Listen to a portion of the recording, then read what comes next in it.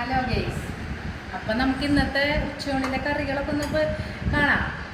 ഇന്നിതാ പരിപ്പ് കറി ഉണ്ട്,